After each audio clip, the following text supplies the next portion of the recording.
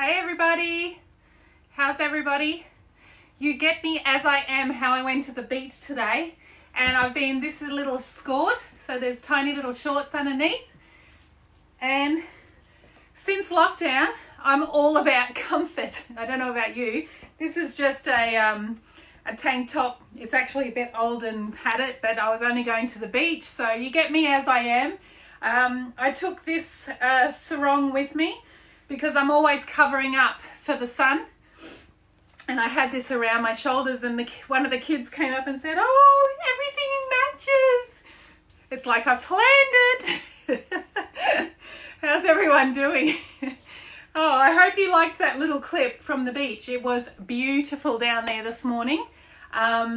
So you saw the clip that I posted of us walking down the little pathway, and it was just so beautiful. But then after we had been there maybe an hour or two, a helicopter came down the beach, and there was a siren going off from the helicopter, and next thing the lifeguard drove up the beach and cleared the water. Beach is closed, there's a shark. There's a shark in the water. So we like, kids, get out the water. Oh my goodness. So yeah, Australia, we're kind of known for our sharks, aren't we? But we've never had, I haven't heard that here before. So yeah, that was interesting. So how are you guys doing?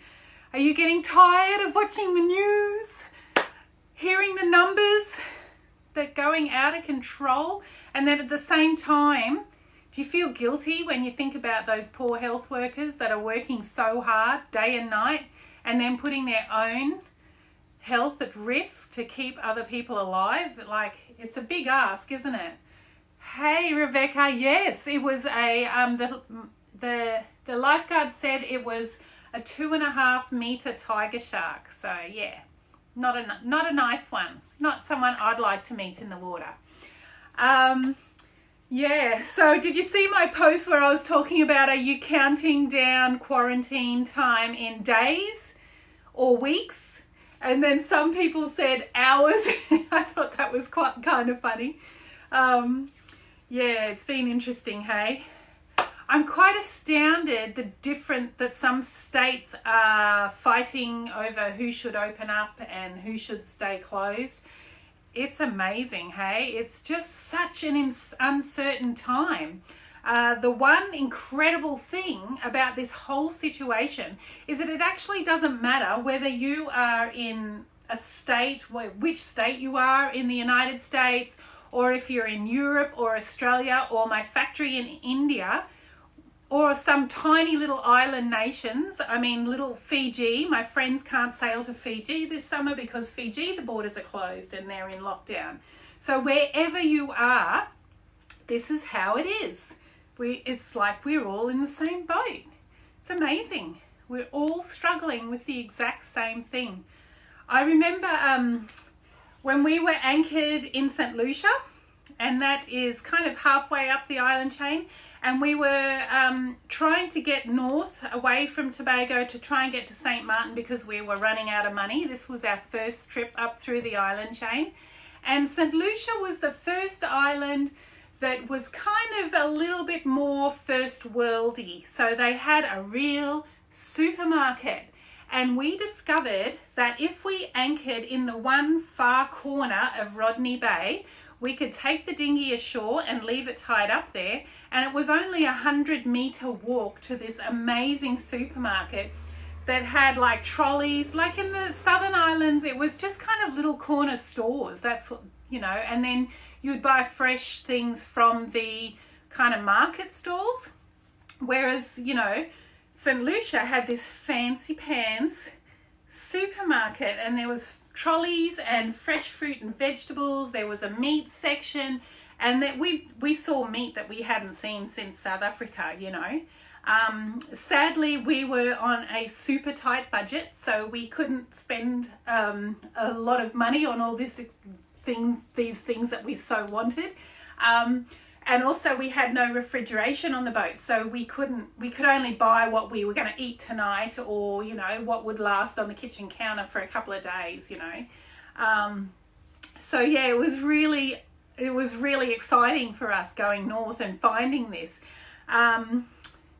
So at this supermarket, we would often, you know, park the dinghy and walk over, and then you'd walk back to the boat carrying all your groceries. So the nice thing about that is when you're sailing around, you don't have a car, you don't have a family car, so you've got to carry all your groceries. And it's super hot in the Caribbean in the middle of the day, you know. Hey Linda, hey Mum, my mum's watching. Hi Mum. So yeah, there's no luxury of a car to transport your groceries. So whatever you buy, you got to carry, and it's hot and it's sweaty, and so it was really fantastic that you didn't have to get onto a local bus where you're squished in with all the other people, you know, and with your groceries on your lap piled up like this in front of you. So yeah, it was fantastic, this little supermarket. Now, we actually got stuck in St. Lucia for a little bit longer than we had hoped because the Christmas winds were blowing, and the Christmas winds come around Christmas time, sometimes after, sometimes before, and it's like strong winds that blow and blow and blow and blow. And when you're on a boat in those sorts of conditions, it's not much fun, you know. You sort of think of the Caribbean sailing conditions as fantastic weather conditions, idyllic sailing conditions really, and most of the time it is. So for these couple of months that you get these Christmas winds, it's like never ending. You're stuck on the boat, you don't want to go ashore, the weather's not nice, you don't want to sail to the next island because the weather's not nice. In the anchorage, you're rolling and rolling and rolling, and then, you know, it's uncomfortable, you feel like you can't get any jobs done. So yeah, so we were stuck there for a bit longer than we had hoped. And this one day I went ashore, and I went to the supermarket, and I went on my own. I left my Justin back on the boat, and I got back to the dinghy and got all the groceries in the dinghy, and got in the dinghy, and the dinghy wouldn't start. So I'm pulling on this cord, and you've got to be super strong. And by this time I was pretty good at it. Like, I knew this wasn't my doing, that it wasn't starting. There was something wrong. So then I'm trying to call my husband, who's on the boat down below, you know, reading his book or whatever. You know, Justin. And he can't hear me because I'm yelling into the wind. So it's like my voice is going that way.